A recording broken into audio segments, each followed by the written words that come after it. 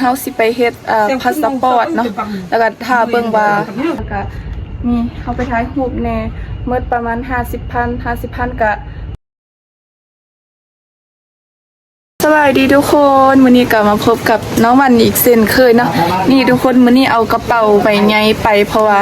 มื้อนี้เฮาสิไปเฮ็ดพาสปอร์ตเนาะแล้วก็น้องวันก็เป็นครั้งแรกที่ว่าสิไปเฮ็ดเนาะบ่ฮู้ว่าต้องเฮ็ดหยังแดแล้วก็กะเกียมหยังแดแล้วก็ต้องใส่ใจอีหยังแดเนาะว่าสิหมดเท่าใดนี่มื้อนี้น้องวันก็เอามาพาสปอร์ตแล้วก็หน้าสิไปส่งเนาะหน้าเพิ่นเคยไปไทยแล้วก็เคยไปเฮ็ดแล้วเพิ่นบอกว่าให้น้องวันไปเฮ็ดใบยังยืนอยู่ในบ้านอยู่บ้านก่อนแล้วก็จึงขึ้นไปเฮ็ดอยู่พุ่นเนาะขึ้นไปอยู่เมืองพุ่นเนาะทุกคนประมาณ32ลักนั่นแหละขี่รถจักรไปกับบางทีคันว่าเฮาขี่ไว้กับฮอดชั่วโมงขี่ซ่าก็ประมาณ40นาทีนี่เนาะประมาณ40หรือว่า30นาทีเนาะทุกคนเดี๋ยวเข้าไปก่อนเด้อเนาะทุกคนตอนนี้เฮามาฮอดอยู่ห้องการบ้านเฮามาติดกาเพราะว่าเฮาไปเขียนฟอร์มแล้วเนาะเมื่อกี้เฮาไปถ่ายรูปบัตรแล้วก็ไปเขียนฟอร์มไว้แล้วก็ตอนนี้ให้นายบ้านเพิ่นจำการให้แล้วก็จึงได้ไปอยู่เมืองไซเนาะมันก็มีหลายขั้นตอนแฮงมันก็มีหลายขั้นตอนค่ะว่าเฮาบ่มาจำการในบ้านก็เฮาขึ้นไปเฮ็ดอยู่พุ่นบ่ได้เฮาก็ต้องมาจำการในบ้านเฮ็ดอีหยังแล้วอยู่นี่แล้วก็จึงได้ไปเฮ็ดอยู่พุ่นเนาะทุกคนเดี๋ยวถ้าเบิ่งเฮาสิขึ้นไปตอนนี้อากาศร้อนแฮงเป็นเวลาประมาณ 1 โมงนี่แหละคันขึ้นไปเมืองนี่คือผิวต้องไหม้เลยทุกคนนี่ขนาดน้องวันใส่เสื้อใหญ่เลย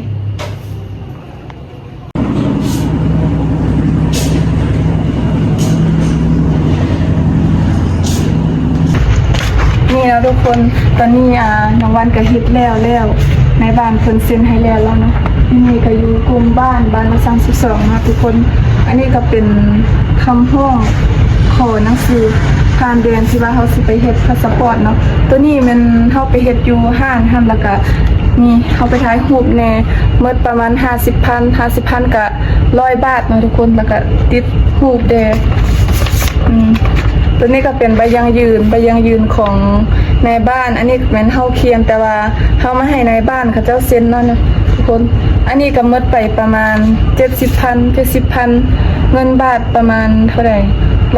150นี่ทุกคนประมาณ150นี่เนาะแล้วก็ตอนนี้ก็ยังบ่แล้วขั้นตอนเฮาก็ยังสิขึ้นไปเมืองอีกสิขึ้นให้เขาเจ้าเฮ็ดอยู่พุ่นอันนี้ก็น่าจะได้ต่อคิวหน่อยเนาะทุกคนแต่ว่าเฮาบ่ได้เอาด่วนเฮาสิเอาประมาณเดือนนึงนี่แหละประมาณเดือนนึงนี่แหละก็น่าจะได้ไปเดี๋ยวเฮาขึ้นไปเมืองก่อนทุกคนตอนนี้อากาศโคตรร้อนเลยทุกคนไปเบิ่งกันเนาะว่าเฮาสิไปพุ่นเฮายังสิได้เสียเงินบ่หรือว่าสิเป็นแนวใดไปเบิ่งกันเลยไปทุกคนตอนนี้เฮามาฮอดห้องการที่ว่านี่ทุกคนเข้ามาฮอดแล้วเนาะอันนี้ก็เป็นห้องการที่เขาเจ้าเฮ็ดอันพาสปอร์ตเนี่ยนี่อยู่ในหันแม่นเฮาได้ไปนั่งท่าให้เขาเจ้าสัมภาษณ์เนาะนี่อันนี้ก็จะเป็นจุอ้ายเขาที่ว่าเขาเฮ็ดพาสปอร์ตที่เฮาอยู่เฮือนไกลเอาบ่ฮู้แล้วก็เขาเจ้าเอาไปแลนให้เนาะทุกคนนี่ทุกคนตอนนี้เขาก็เข้ามาอยู่ในนางท่าต่อคิวเนาะนางท่าต่อคิวสัมภาษณ์ตอนนี้คนเข้าไปสัมภาษณ์ต่อน้องวันมานั่งนี้ก็ประมาณ 2-3 คนแล้วเนาะที่ว่าเขาเจ้าเข้ามาสัมภาษณ์เมื่อกี้เฮาบ่ได้ถ่ายให้ทุกคนเบิ่งแล้วตอนหากะมาฮอดแล้วก็มีจูเอื้อยอ้ายประมาณ 2-3 คนนี่แหละเนาะเอาบัตรเฮาเข้าไปแล้วก็ให้เขาไปยืนอยู่หั่นทุกคนพากันซื้อน้ำคนละจอกแล้วก็ย่างเข้าไปเบิ่งตลาดนาเพิ่นน่าจะซื้อซีน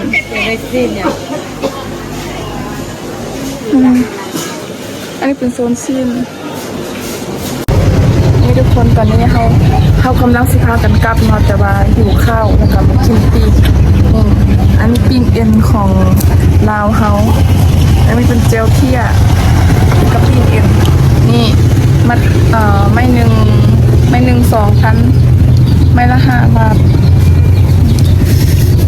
ลองกินแซ่บ กำลังน่าเสียบบ่ปิ้งใหม่ๆสดๆอยู่แคมป์ทางนี่เลยทุกคนไม่ค่าพ่อค้าจะปิ้งทุกคน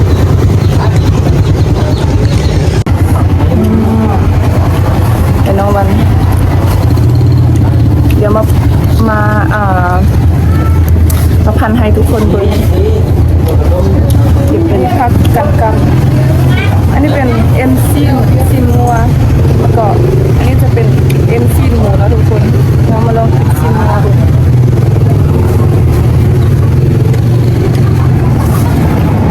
ทอดรสหลายแห้งวันนี้ยังบุกกำหอดเพื่อนเลยเนาะกำหอดของทาง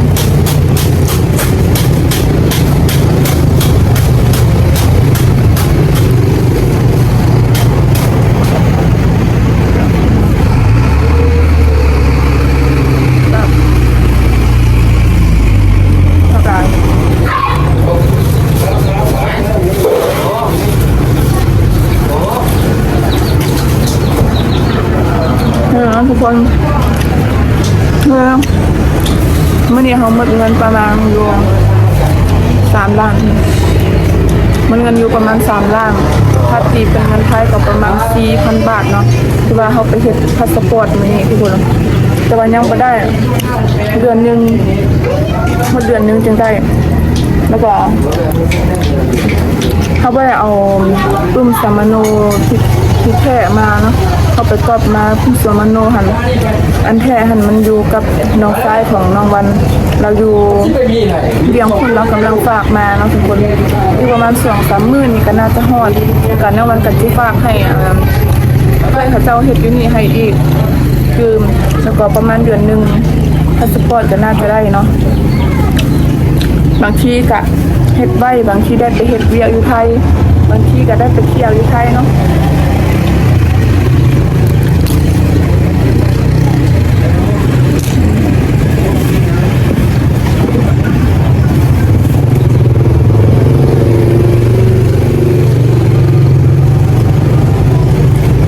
แล้วอยู่ฝั่งอื่นเขาเจ้าเฮ็ดพาสปอร์ตนี่หมดเงินประมาณเท่าไหร่ทุกคน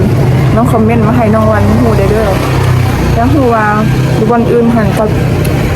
อยู่บนเฮาหันราคาคือกันบ่น่าจะเป็นเวลาประมาณ5 โมงแล้วเขาสิฮอดเพื่อนกับประมาณ6 โมงนี่แหละเนาะจะเอารถจักรมามื้อนี้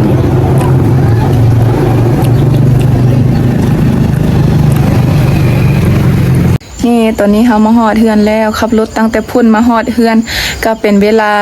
ใกล้ๆชั่วโมงนึงแล้วเนาะทุกคนอยู่ทางบ้านน้องวันนี่ก็กำลังสิค่ำแล้วเนาะแล้วก็อีกประมาณเดือนนึงอีกเดือนนึงแล้วเขาสิไปเอาพาสปอร์ตอีกเนาะตอนนี้ก็ท่าแต่น้องชายเพิ่น